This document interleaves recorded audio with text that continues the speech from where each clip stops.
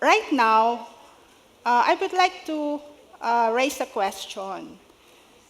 Do you really want to live a life of significance? Of course, yes. And I remember yung commercial, yung about the coffee. Para kanino ka bumabangon? Di ba? So, para kanino tayo bumabangon? Yan ang sabi nyo. So, we will see later. And then also, in my readings, in preparing this topic or this message, I have came across an article from a famous author, Mark Twain, when he said, there are two important things or events or dates in our life. One is the day you were born, and the day you find out why. Yes, thank you. So right now, we will find out the reason why or our purpose. And the number one is just your birth date. And the second one is accomplished through a very long process of discoveries in our journey, in our life. So let's now proceed, since we have already started with the word of prayer. So as a recap, our theme for this series is pearls. Pearls. That's why meron kayong nakikita dito na pearls. Actually, this is supposed to be pearls, but really they look like pearls, right? So the theme is pearls. P is for pursue your uniqueness, which was already discussed by Mildred Rimando. And I hope by this time you already know your traits, your personalities, your gifts, your spiritual gifts, and your talents and abilities. Letter E is embrace the source, discussed by Attorney Malu. And who is our source? Okay, Jesus Christ. And now for the second stage or phase 2, this is my topic, activate your mission. And the next one will be refocus your life. Now the first two is about foundation, diba? Foundational. And then the second stage is about direction. So my partner here will be Cindy for refocus your life. And the third one, which is the last one, is about action. And the topics there is live intentionally and sustain for life. Okay, after we have our mission and then we have refocus our life, we need to live intentionally, and we have to do our mission in using sustainability. So we have to sustain it. So intentional, we have to be intentional, and then we have to be sustainable. Okay? So right now, we will discuss our mission. Okay? Activate our mission, and we are on the direction stage. Now remember, this topic has 2 sessions. If you read your handbook, this is session 1 and then session 2. But we will combine the 2 sessions. We will just discuss now the highlights. The rest, you can just read in your handbook. So our outline for today will be, where does direction come from? Second, what keeps you on course, which is the first session 1 on core values. And then for 3 to 6, what activates your direction, what part does passion play, and why does mission matter, and then what is your personal mission statement. This is session 2. Okay. So we will combine the 2 sessions together, and we will just discuss the highlights, okay? Now, so for today, we have 2 deliverables. One is for you to be able to identify your core values. And then the second one is for you to write your personal mission statement. So before you all leave this sanctuary, you should have your 2 deliverables. Okay? So I will discuss how to do those things. Okay. As again a review, we have God at the center, and then the foundation, which were already discussed in our first 2 sessions, and we are now on the direction. And the particular topic is to activate your mission. Then we will start with core values.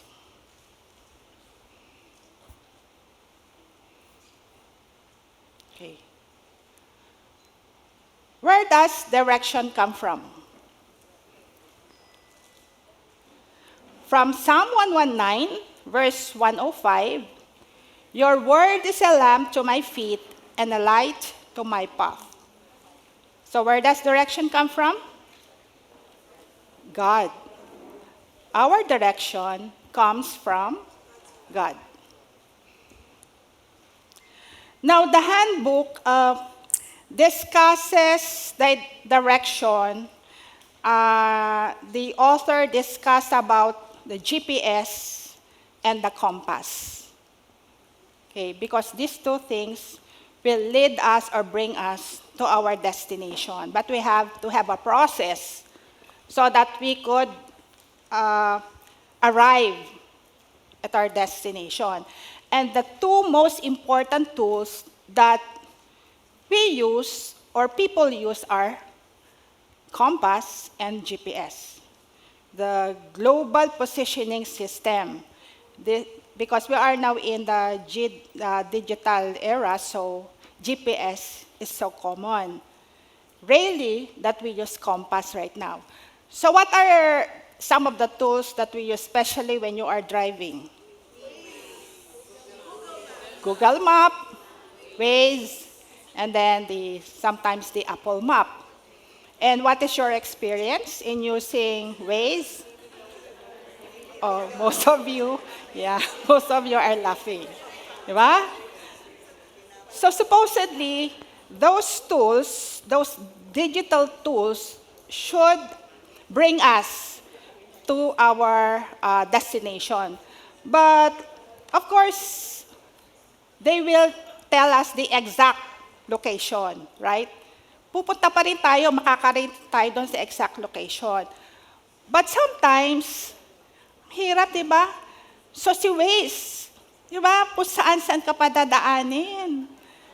Minsan mag-u-turn ka pa, mali pala, ganon. So kasi siya, depende kasi, what are the factors that affect the GPS? Of course, number 1 is the connectivity. Di ba? Pag walang signal, nagloloko na si Waze, right? And what else? During the storms, during typhoon, brownout, can you rely on Waze or Google Map? Hindi eh. Diba? But, if you use compass, although, syempre, ngayon, hindi tayo dadala ng compass, di ba? Except those who are using compass for, let's say, hiking, what else? For mountain climbing, for yung mga pilots, because pilots right now, hindi lang gumagamit ng GPS. There is always a backup in the form of a compass and a map. Lagi yung may backup. Why? Because compass is more reliable than the GPS. Correct? Kahit, di ba sa jungle, forest, sa mga ocean and seas, mahirap ang signal. So talagang compass ang ginagamit. So the author compares God into a compass because the compass always points through true north, no matter which way you face. So true north is the magnetic force and prime compass point that travelers down through history have relied on for their journey. So a compass orients your journey and sustains you as a traveler through good and bad conditions. Are we travelers? Yes. Yes. Because we are in a journey. So who is our true north? Correct. So just like a compass sets the direction for a trip, when God is your true north, He gives you direction for your journey of living a life of significance.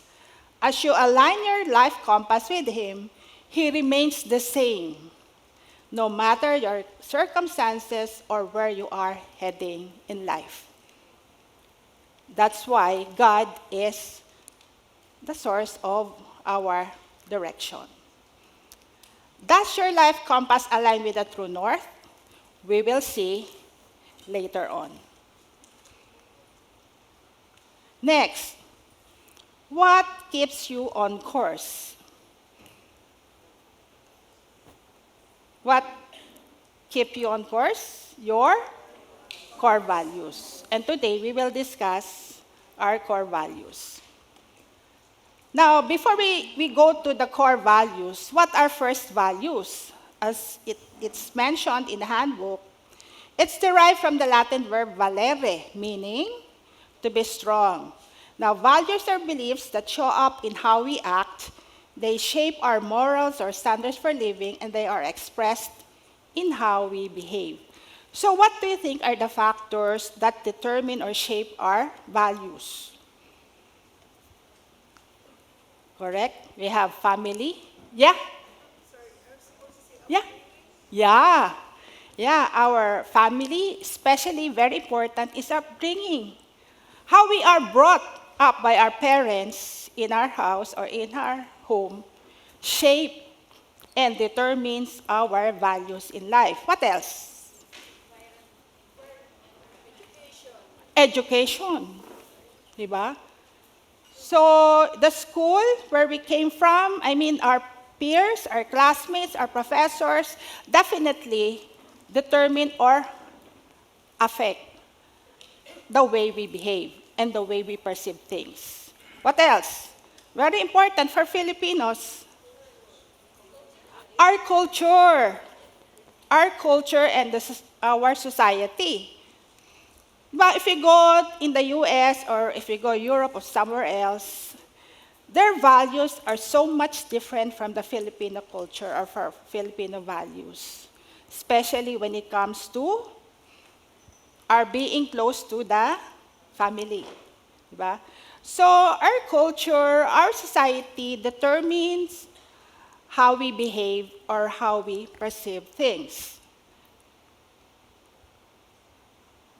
Now, of course, we have so many values, 30, 50, sometimes more than 50, that guide us how we live. But it is almost impossible to hold firm to all those values.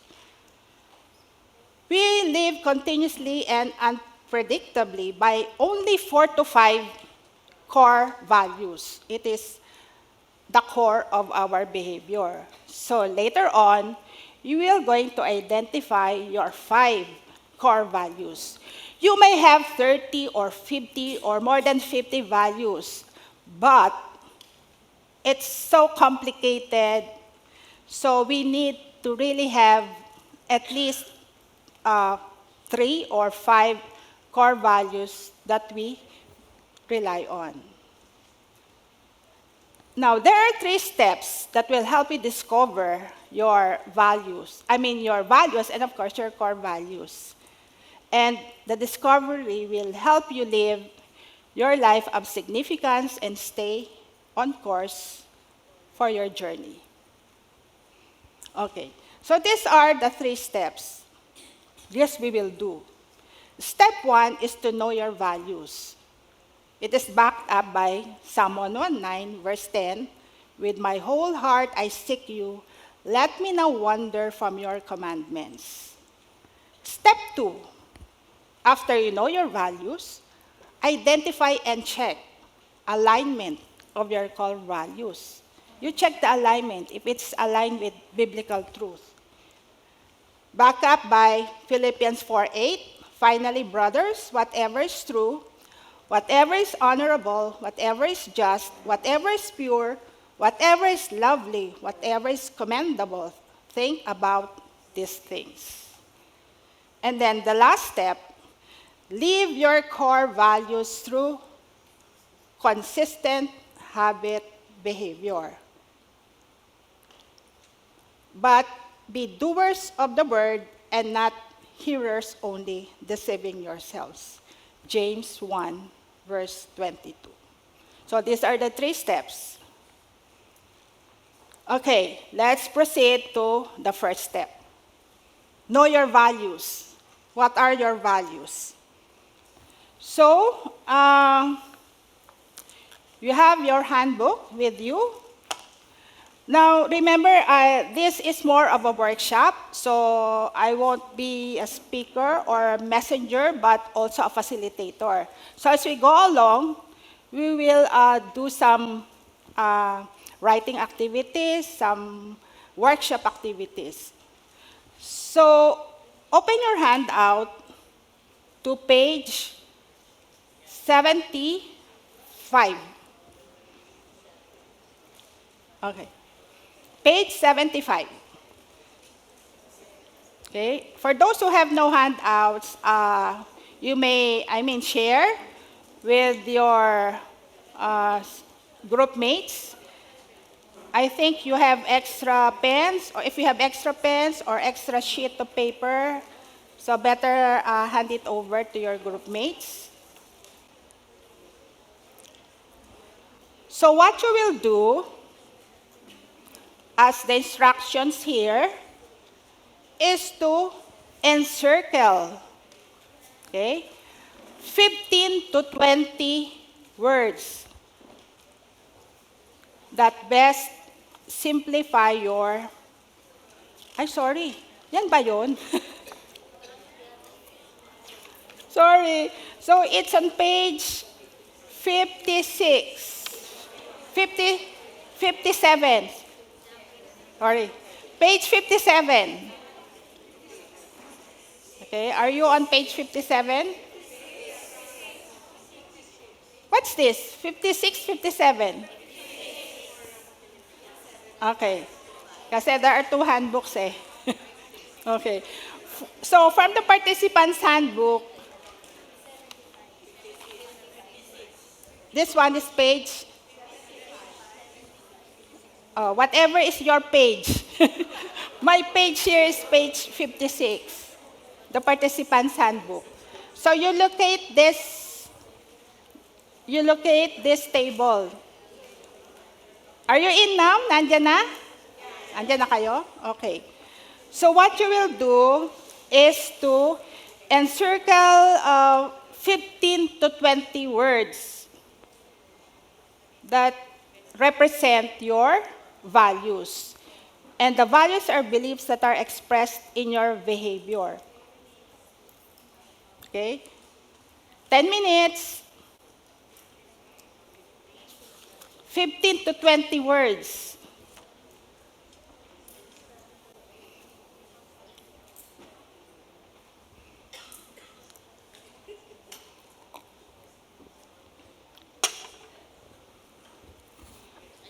Those are the values or beliefs that represent you.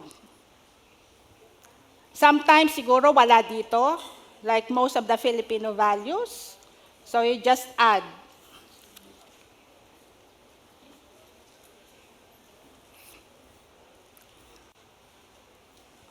Okay, 10 minutes.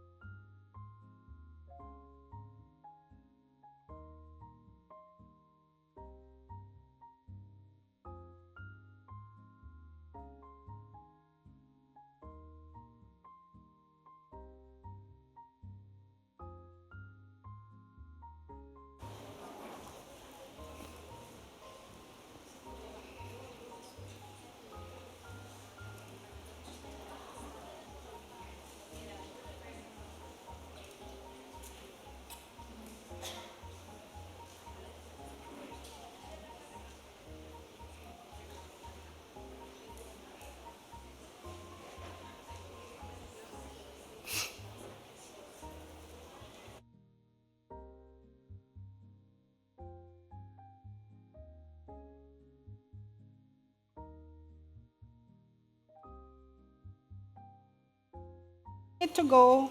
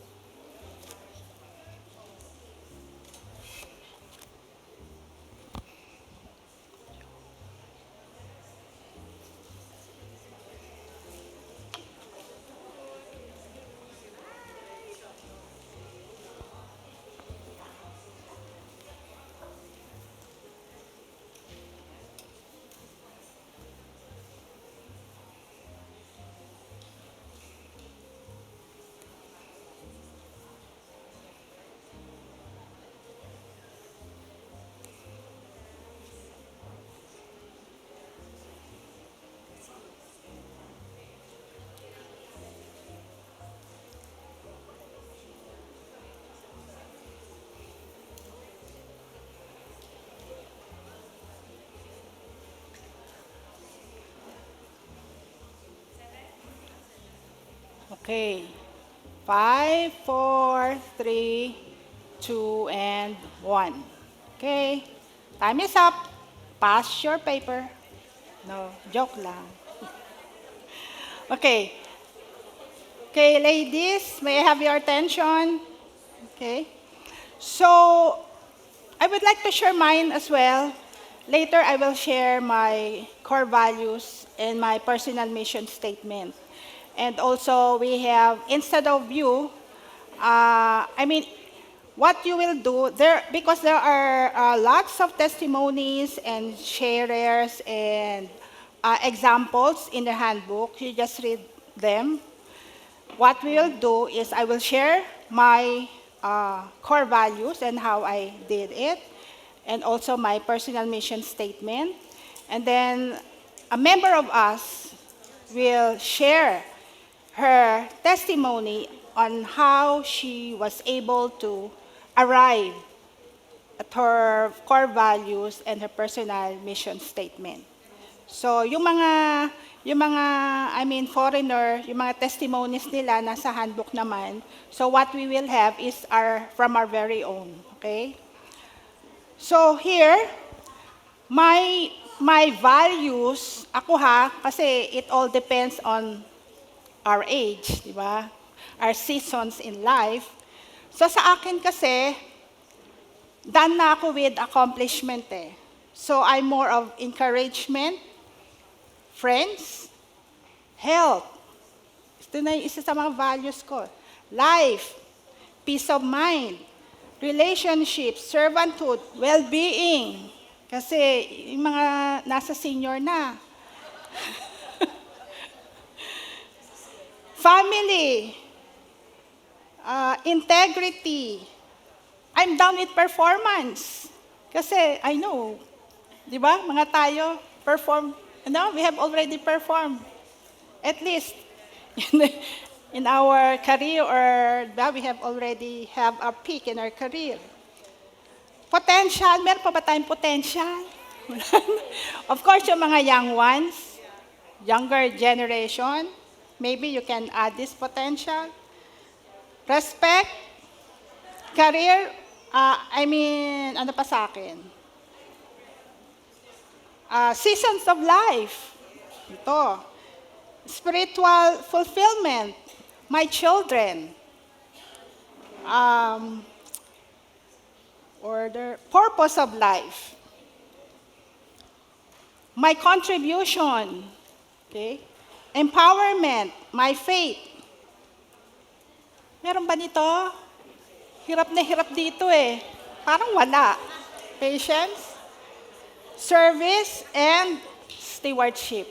Yan yung sa akin. And I know a lot of you, it all depends on where are you right now.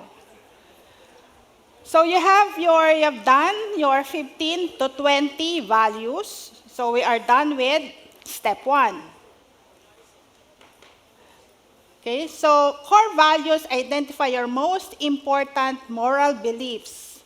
Your core values are those values that you feel are most critical, that you would sacrifice or other values in order to retain and that enable you to be fully who God created you to be. A significant woman's core values align with God's truth. They help her determine right and wrong and guide her everyday behavior. Her core values keep her aligned with God, her true north, who gives her life direction. So when you say core values, what does it mean? When you say core, so you have written 15 to 20 values.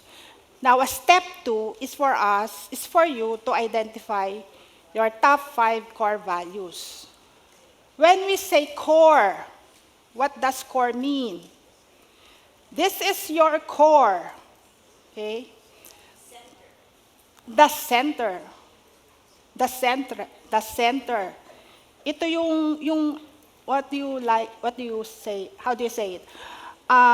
This is the powerhouse, the stabilizer of your whole body.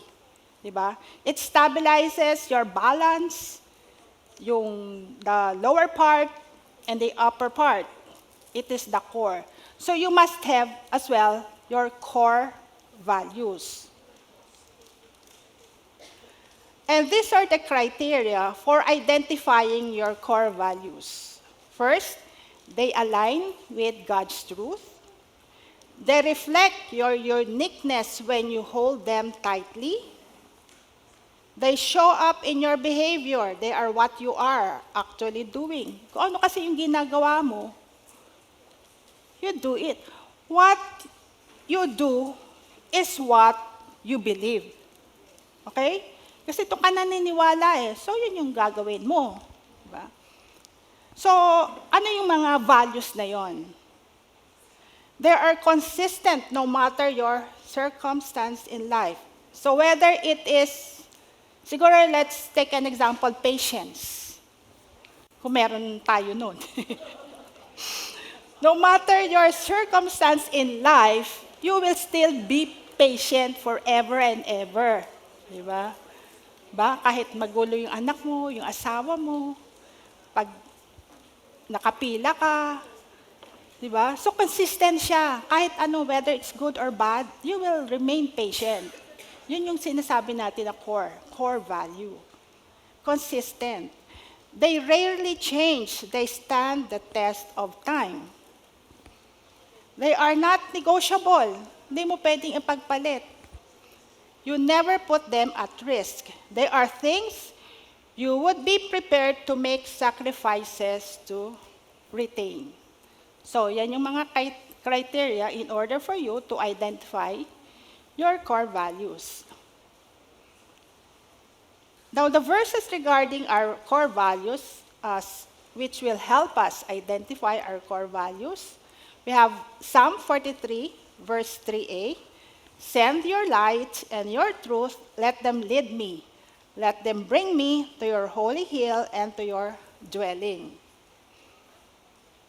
Okay, so we are now on step 2. Discover your core values, identify and check alignment of your core values. Finally, brothers, whatever is true, whatever is honorable, whatever is just, whatever is pure, whatever is lovely, whatever is commendable, think about these things in Philippians 4:8. So what are your 4 to 5 core values? Dapat your core values align with God's truth. Now again, on page, baka iba na naman ang page nyo. Anong page kayo? Page 58 sa akin. Correct? Okay. On page 58, identify your core values. Yes, this is it.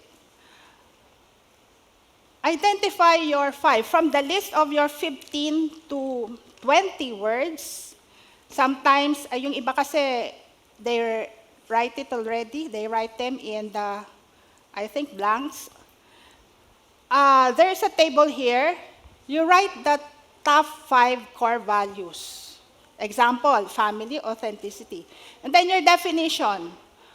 Why do you say family is your core value? Because I make my family a priority in my schedule. Why is authenticity your core value? I am myself and do not perform to please others. And it should be backed up also by scripture references, like 1 Timothy 3:5, related to family. Proverbs 12:22, related to authenticity. So you write the biblical truth or the scripture reference nitong core values nyo. Madali lang naman yan, di ba? Kung may ano kayo, internet, Google, siyempre, nagtuturo ako ng, hanapin nyo lang, Bible verse on family, Bible verse on authenticity, para madali, no? So you just choose the Bible verse doon sa mga that will help you identify your core values. This is example. This is my example. Okay? So my core values, among those that I have already told you, my 5 core values, my family, season in life, because ano na ako nasa tulad ng marami sa inyo, we are already in our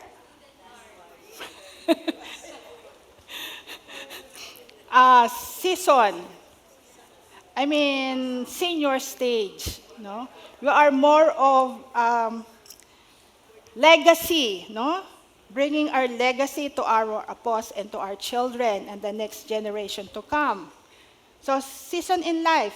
For my family, I had this biblical truth, Joshua 24:15. But for me and my house, we will serve the Lord, because I want my family to also serve the Lord. Season in life. My reference is Ecclesiastes 3:1-8. There is a time for everything and a season for every activity under the heavens. Purpose in life. One of my top core values. In Romans 8:28, God works all things together for good of those who love Him and are called according to His purpose. Well-being. Siyempre, gusto ko na lagi akong may holistic na yung approach ko when it comes to health concerns or health issues. Well-being, it involves your spiritual, emotional, social, physical, so everything, holistic approach. So it is one of my core values, well-being. In Psalm 46:10, be still and know that I am God. Ano na ako? Alam yun, peace, at peace. So yan isa sa mga core values ko. And of course, empowerment. In Isaiah 42:10, so do not fear, for I am with you. Do not be dismayed, for I am your God. I will strengthen you and help you. I will uphold you with my righteous right hand. So I would like to empower people. Okay. So, as said in the instructions, right?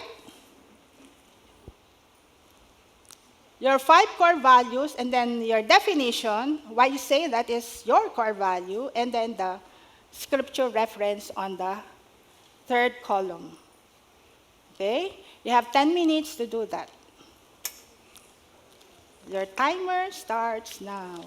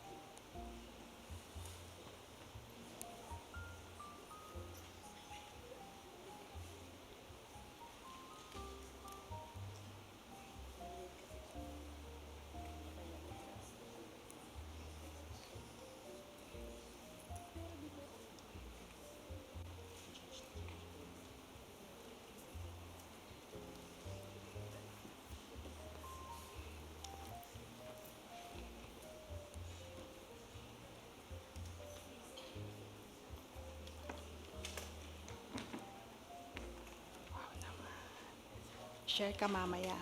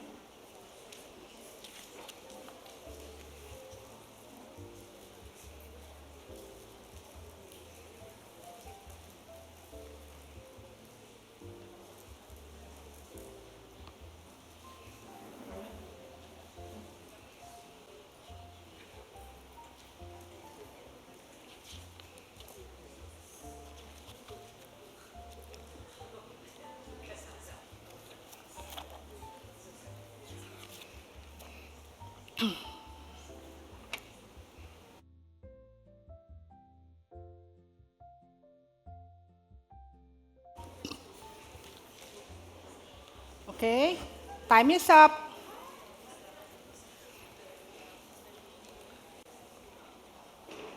Okay, so I would like to call ladies, I think three ladies, to share their just the five core values. Let us hear from uh, Lenny. What are your five core values? Just the five? Good morning. I'm Lenny Mati. The core values that I have is joy, Joy. peace of mind, success, servanthood, and empowerment. Wow, thank you. And can we hear from Imai? What are your five core values? My five core values. Number one is God. Again. Number one is God. Okay. God. Two, family and friends. Three, health or well-being. Four is uniqueness. And five is values. Okay. Thank you, Imai. Now, let's hear from Anne. What are your five core values? Good morning, I'm Anne. My core value is family. Honor your parents, honor your father and mother, Exodus 20:12. Life, the Lord will keep you from all harm. He will watch over your life, Psalms 21:7. Health, a cheerful heart is good medicines, but the crushed spirits dry up the bones, Proverbs 17:22. Integrity. Whoever walks into the integrity walks security. Proverbs 10:9. Respect. Show proper respect to everyone. Peter, 1 Peter 2:17. Thank you. Wow, thank you, Anne. So by this time, you should have already your five core values. Do you have your five values now? Yes. Can I see a raise of hands here? Okay, very good. So at least we are done with deliverable number one. Okay, so you have now identified your five core values.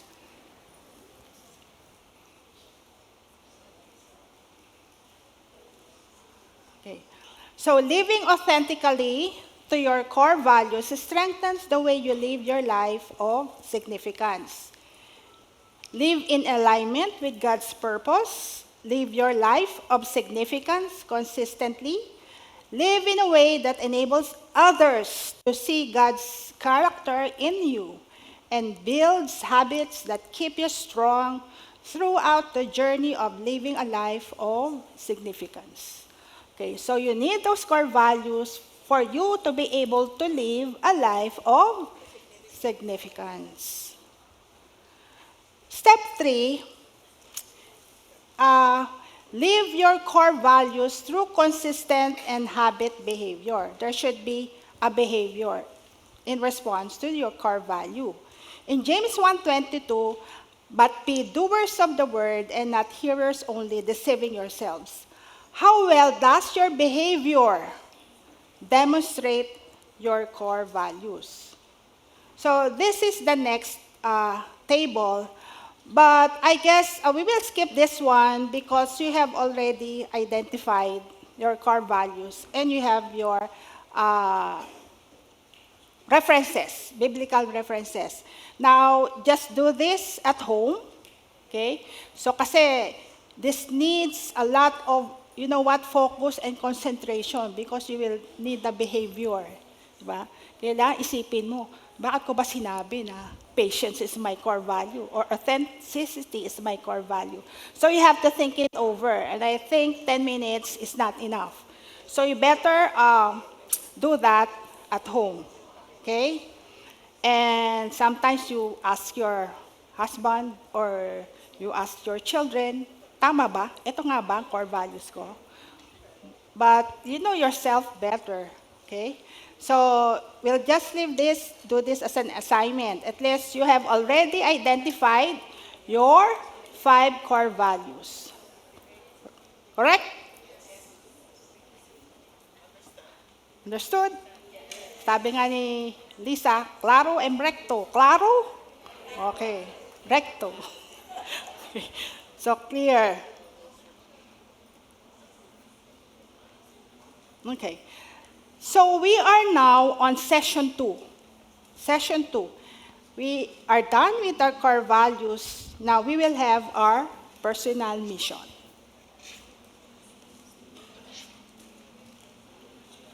So what activates your direction? Our personal mission activates our direction. So, di ba, yung mga movies, Mission Impossible, there's always a mission to do. There's always a task to do. And it takes a journey for you to be able to do your mission and be at your exact destination. A personal mission begins with the realization that God's mission for the world is fulfilled in part by how He uses your personal uniqueness. Remember pa ulit-ulit yung personal uniqueness nyo. That means your personality traits, your skills, your abilities. So, ito yung diniscuss nyo, yung second session on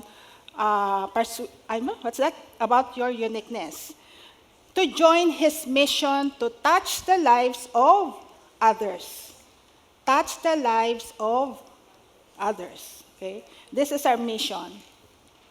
How He chooses to have you contribute to His purpose and mission is His calling for you.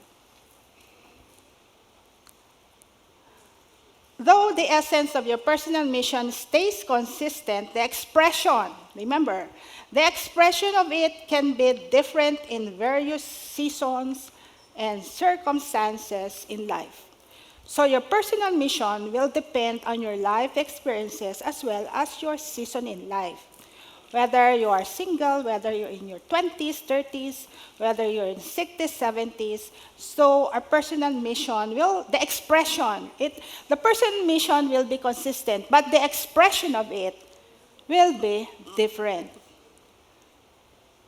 So whether you are a wife, a single woman, a mother, a grandmother, a widow, your personal mission will reflect the seasons and key relationships.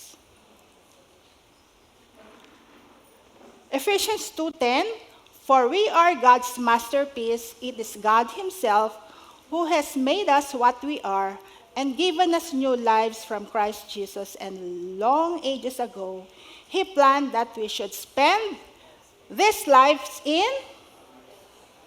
Ito yung difference ng ating mission over over the world mission. Because our mission is not for ourselves, but for others. Ito yung difference. Why we are set apart from the rest, because our personal mission should focus on helping others, not for our own gratification or glorification.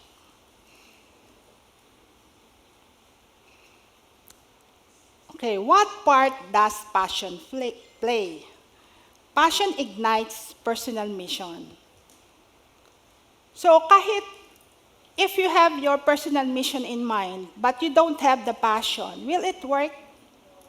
No, it will just remain in our mind. Walang action because wala tayong passion eh. So passion ignites our personal mission. A personal mission doesn't reside in your mind, di ba? It flows through your heart, where God places His passion. It is the heart, our heart, where God places our passion to ignite our personal mission, the vision of reaching out to others. Okay. Personal mission is the intersection of God's purpose and your uniqueness and passions. Passion ignites your personal mission. So what are passions and how are they formed? A passion is an inner drive, a deep intuition, and a desire that God places in your heart. So passions are the cry of your heart. These heart cries are formed by God, the creator of your uniqueness. Again, sinabi na naman of your uniqueness and the one who knows you intimately. Passions enhance your life without setting conditions or unrealistic expectations. So kanina nung sinabi ko, it is a journey, we have to have a destination or saan ba talaga tayo pupunta, di ba? That destination, if you're driving and what serves as our passion when you're driving, di ba? Dapat, paano ka makakarating from here in Alabang going to, let's say, to Quezon City? Hindi ka naman makakaano kung nakaupo ka lang, di ba? Sa loob ng sasakyan mo. You have to, step on the accelerator and there should be gasoline to drive us through the point of our destination. So, there should some kind of a passion. Dapat may puso. Not only we are thinking of our mission just in our mind, but it should also be from the heart.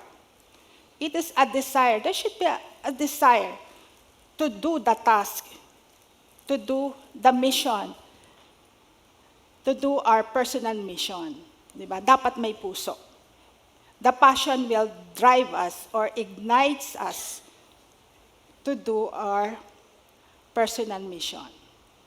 In Proverbs 4:23, keep your heart with all vigilance, for from it flows the springs of life.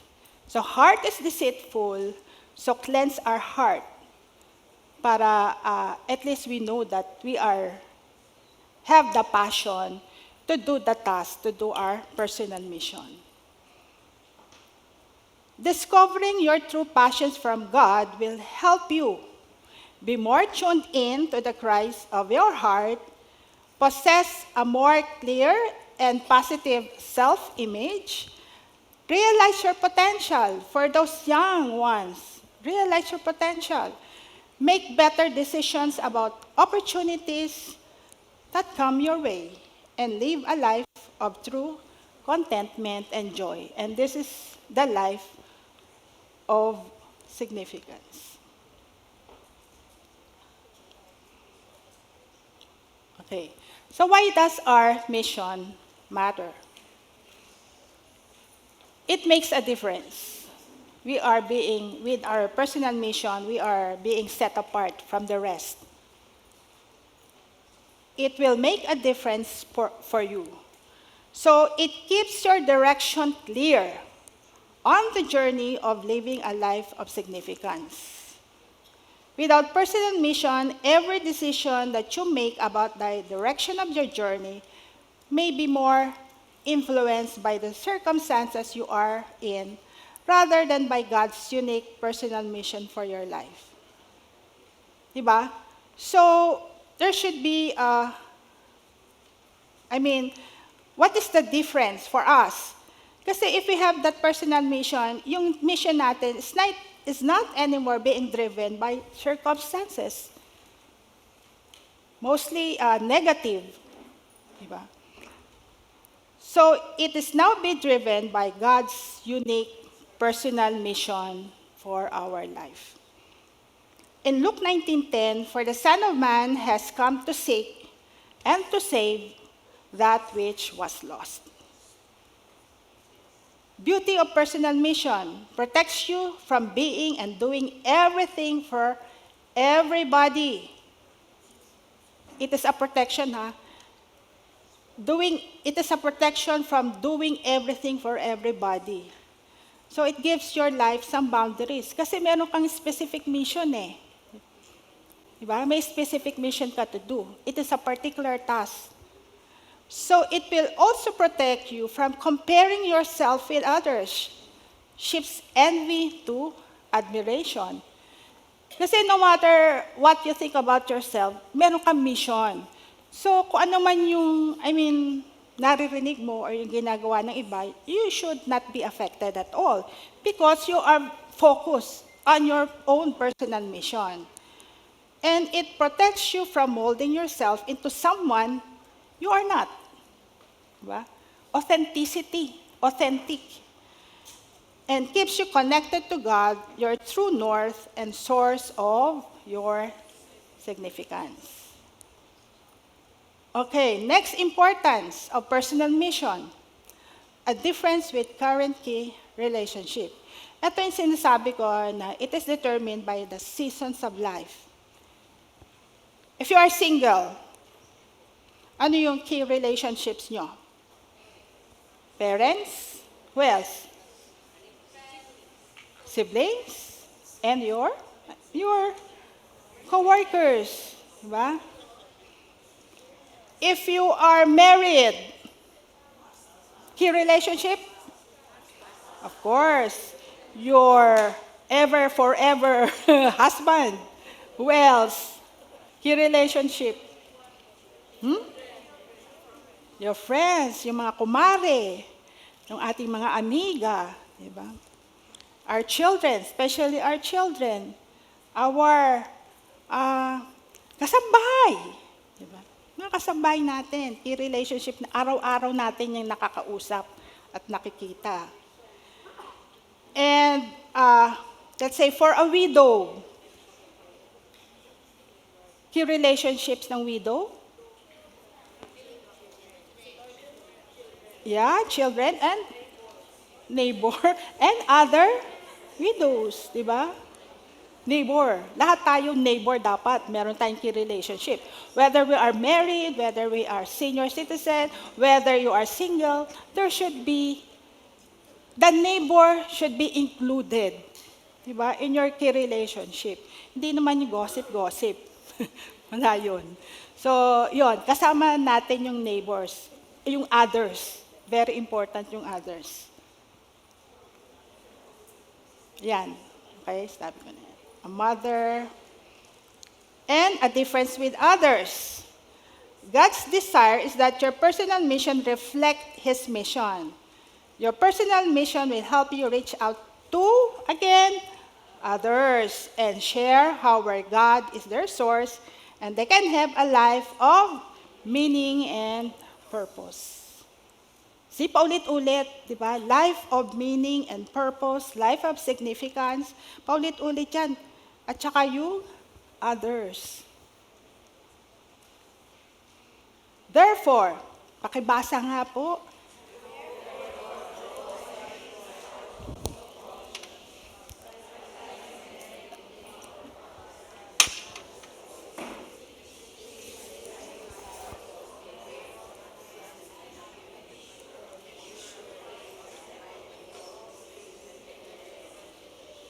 Okay. So, hindi na kailangan explain. Dapat alam nyo na kasi paulit-ulit na siya. The Great Commission.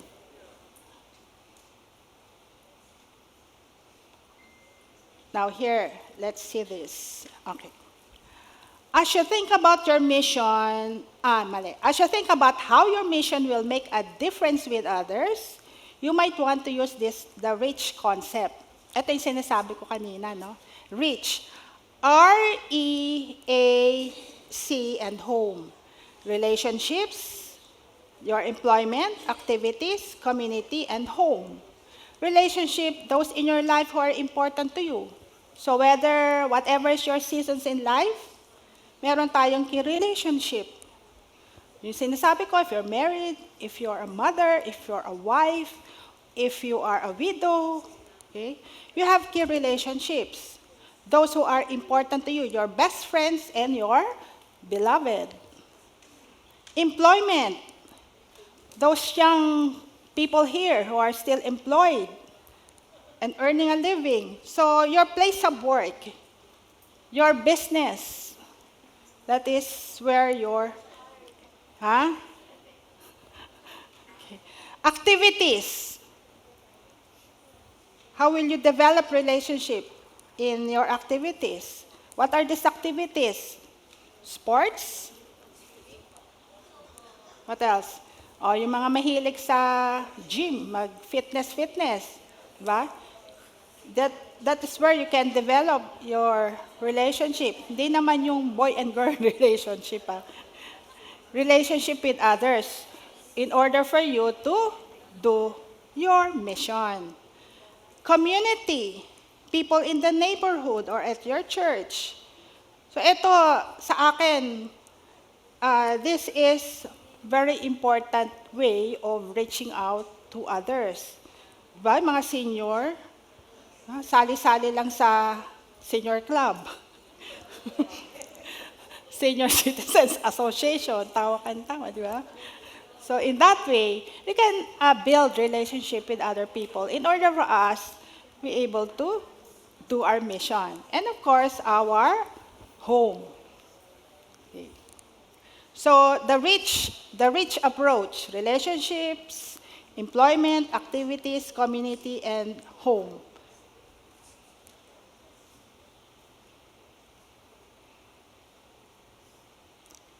Okay, so here we are. What is your personal mission? This is our second deliverable for today. And before you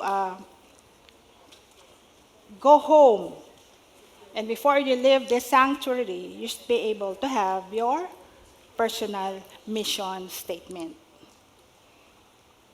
So discover your personal mission. Your personal mission is your uniqueness connected to God's mission for the world. Again, it is not self-oriented or only about you. It is beyond you. It is for others. A significant woman has a personal mission that calls her beyond yourself. So it is not glorifying ourselves, but it is glorifying God, and it is reaching out for others. Okay. A personal mission based on your purpose to glorify God and enjoy Him forever is anchored by your core values. That's why by now you should have identified already your core values, because if you don't have your core values, it's difficult to make or prepare or write your personal mission statement. So, doon sa mga hindi pa tapos, gawin nyo na yung core values nyo. And supported by your uniqueness.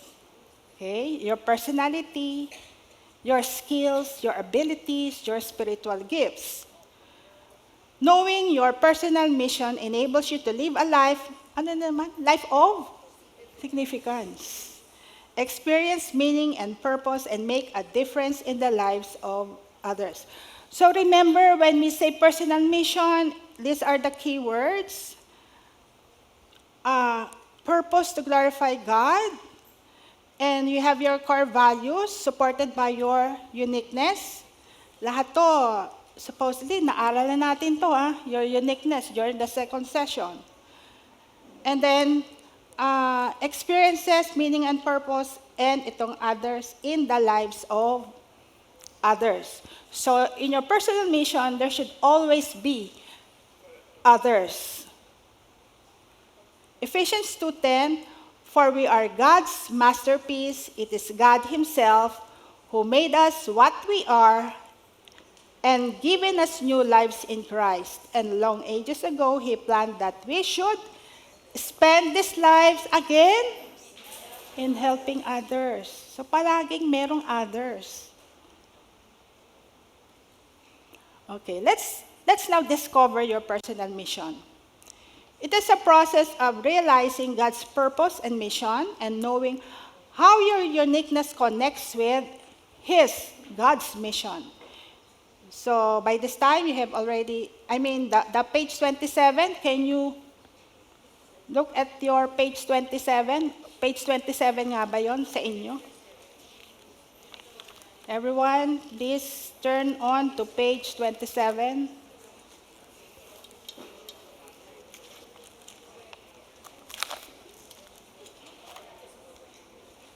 Nakita nyo na? Ito. Okay. By this time, you should have filled up your personal strength, weaknesses, the spiritual gifts, life experiences, and now your key relationships, and now in here, your core values. Okay? So fill up your core values there, doon sa page 27. Nasa core values na tayo. Current key relationship, dapat. Tapos yung skills and abilities, no, which you have taken during the session on uniqueness. Okay. And then, yung last portion of this page 27 is your personal mission. Dapat, supposedly, meron na kayong naka-fill up na to. And then this is your personal mission. Okay?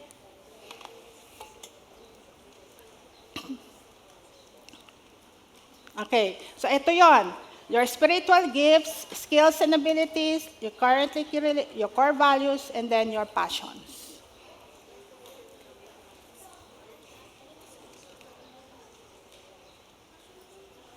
Sige. But before we continue, I would like to call a member of us to share her testimony on how she was able to come up with her core values and her personal mission statement. So, shall we call Kat? Woo!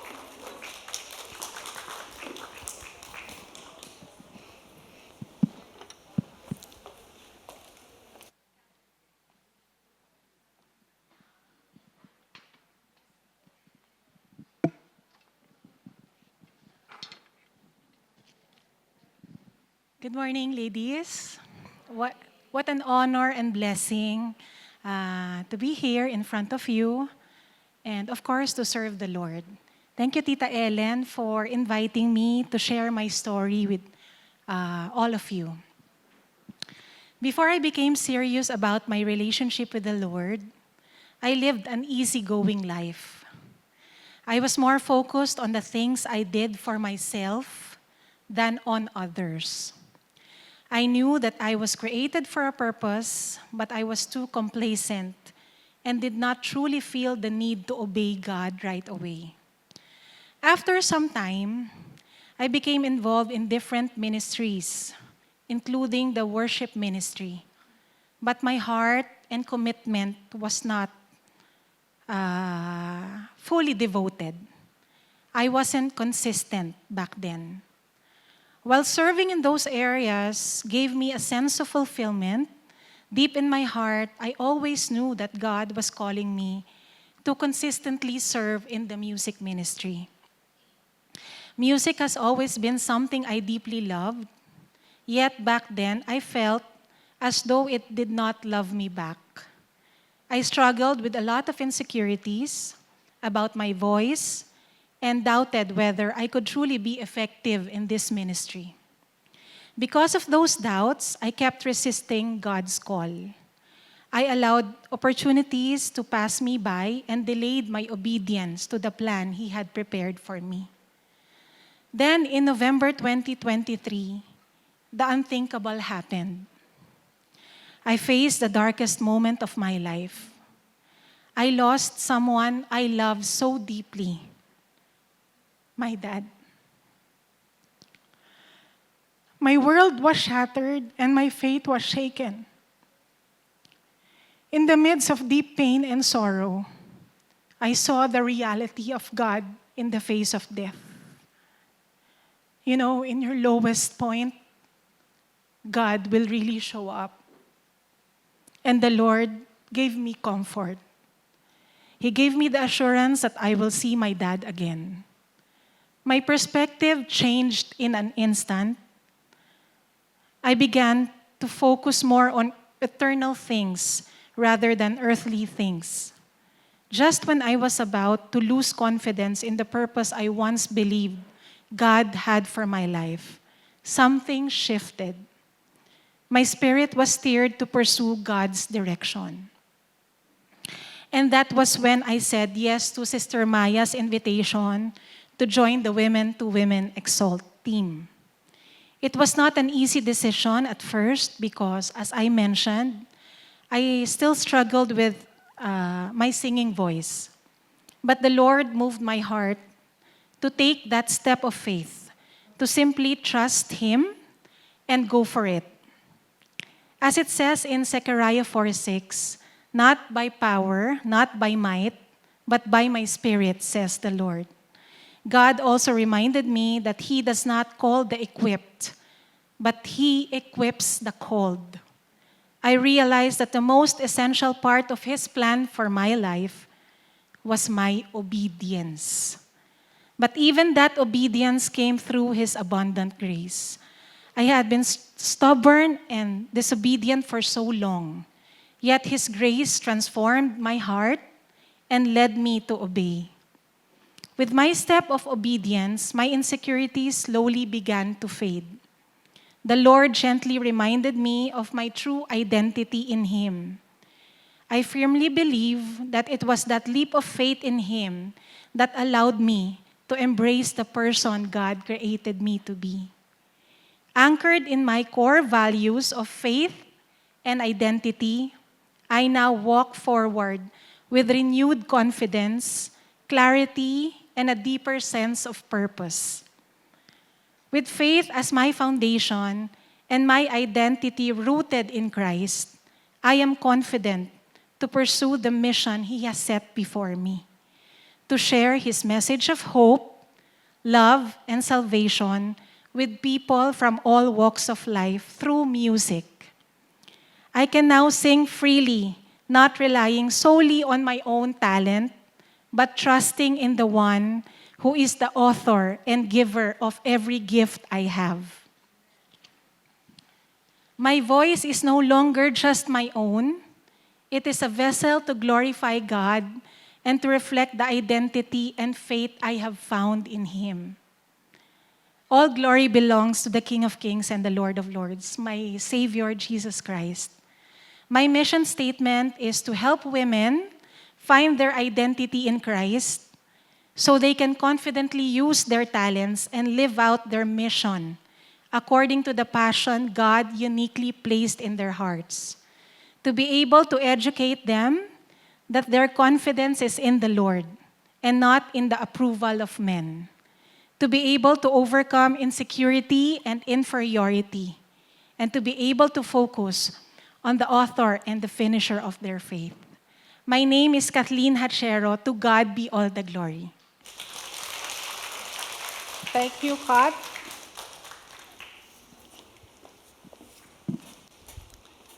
So what is Kat's personal mission statement? To help women find their identity in Christ so they can confidently use their talents and live out their mission according to the passion God uniquely placed in their hearts. And what is her core values? Identity and faith. Okay. That's how you prepare your personal mission statement. Okay, so in here, page 75. Okay? So your personal mission statement should start with an action. Okay? Should start with a verb. So here are verbs that reflect the kind of action you would like to take on page 75. Tama ba? Okay? So andito. So you just choose, no? We are on the preparation of your personal mission statement. So you just choose which action, kind of action you'd like to take to write your personal mission. You want to accomplish, you want to elevate. So all of this, you want to teach, illuminate, embrace, educate. So andito lahat. You just choose. Ano ba yung nearest to your heart? And then, there should be a direct object of your action, of your verb. You want to motivate who? What group? So here, what group or what individuals? You want to educate mothers, you want to, let's say, educate orphan, toddlers, unemployed, pastors, politicians, so here. So you have a verb, and then you have a direct object of the verb. Let's say, to educate who? Okay, so something like that, huh? So your personal mission can be expressed in concise and measurable mission statement. question and thoughts, what is God calling me to do? How do I see Him fulfilling this in me? And what are my skills? In the case of God, music siya. Di ba? What gives me the greatest joy in life? Okay, so here an example. You have also this, what is this page? Page what? This is page 78 of your handbook. Okay? This is how you will do the personal mission statement. This is my work. No? My action verb, I have 3, inspire, motivate, and encourage. Katulad ng sinabi ko sa inyo, core values ko, well-being, seasons of life, purpose of life, empowerment, family. Ito yung mga grupo na gusto kong i-inspire or motivate. Your uniqueness, the best describes your personal spiritual gifts, skills. I think, skills in communicating. I have faith and wisdom as my spiritual gifts. I can also be a life coach. What is my passions? To see women from all ages, especially seniors, to live life to the fullest. Ito yung what is that thing deep in my heart that I would like to do. Because this is where my season of life is. Yung women within my reach, especially seniors, who are feeling useless members of society. So I would like to inspire them to be a useful one, not to be frustrated or discouraged, because there is God that could help us, that could help them. So that is my passion. And then, God's mission, how do you sense that living person can help fulfill God's mission of seeking and saving the lost? I want to be an influencer and a role model to my co-seniors and also to my family, especially my children, and yung mga disciples ko. So yun, influencer and role model. Kasi yun na yung peers ko eh. I'm not anymore in the corporate world. So ito na yung sa akin, to be just an influencer and role model. And I know there are strategies to do that. And that will be, I think, discussed in the next session.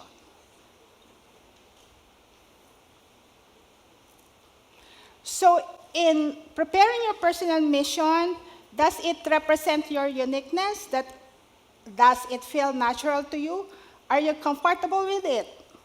Is it challenging and compelling enough to inspire your action? Is it exciting to you and potentially to others? These are examples of different personal mission statements. It starts with action verb, to live God's truth and impart it to whom? To family, friends, and women. Ano yung skills niya? Through teaching, writing, and communication. So that each one, ano yung result? There should be a result. So that each one will realize who they are. Ito na yung sila, di ba? Ito na yung direct object ng verb mo. So ito yung resulting na mangyayari. So that each one will realize who they are in Christ and will be inspired to fulfill His unique calling for them. Example 2, to let God use my talent for teaching and influencing. So influencing, let God use my talent. Influencing people to train, focus niya? To train women and executives with biblical principles, anong result? That can help them find meaning in their lives. And this is my personal mission statement.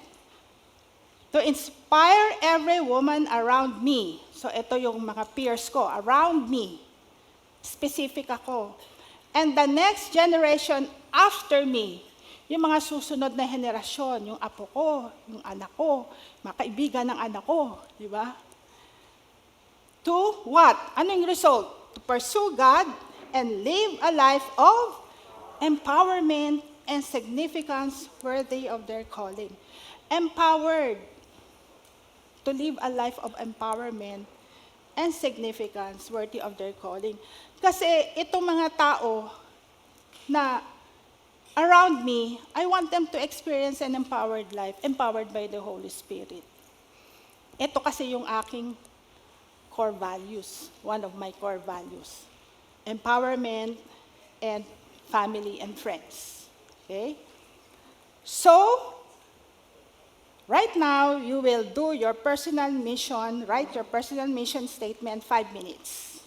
Okay? Do it now. Personal mission statement. Meron na yata yung iba eh. Meron na? Okay. Please write your personal mission statement. 5 minutes, pwede pa timer.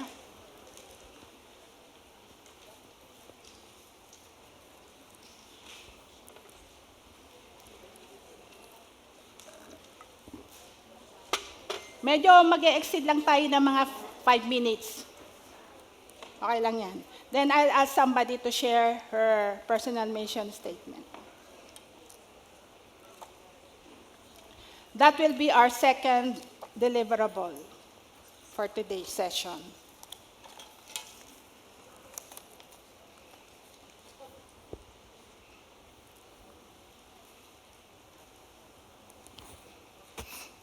It should start with an action verb. There should be a direct object, and then there should be a result.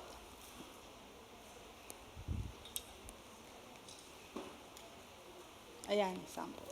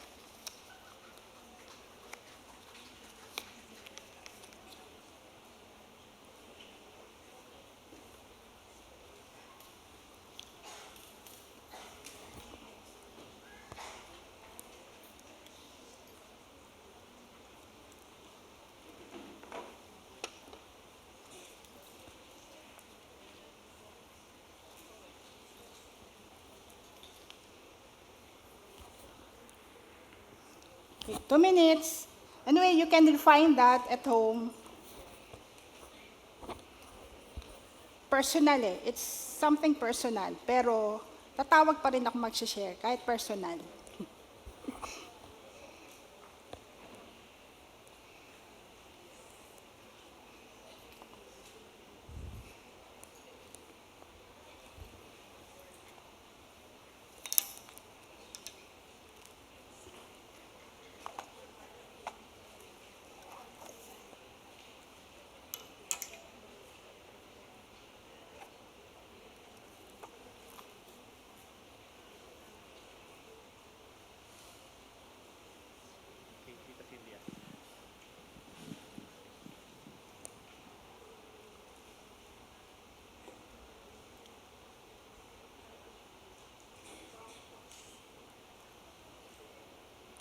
Okay? So, I think time is up. So, on your handbook on page 27, by this time, you should have completed everything. Okay? Up to the personal mission statement. Can I ask somebody to share her personal mission statement? From the Exalt team, sinong ready? Would like to share. Si Malu would like to share. Malu. No, your personal mission statement. Yeah, Malu. Ah, di ba?